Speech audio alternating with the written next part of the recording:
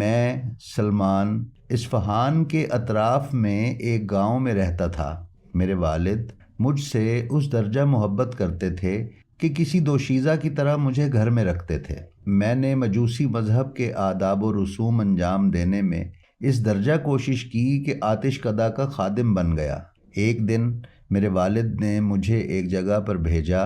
راستے میں عیسائیوں کی عبادت گاہ تھی۔ ان کی عبادت مجھے اچھی لگی تو میں نے پوچھا کہ عیسائیوں کا اصل مرکز کہاں ہے؟ لوگوں نے کہا شام میں ہے۔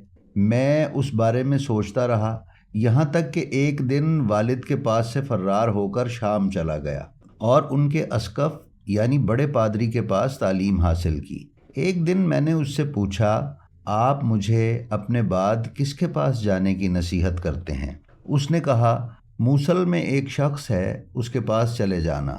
لہٰذا میں اس کے انتقال کے بعد موصل چلا گیا۔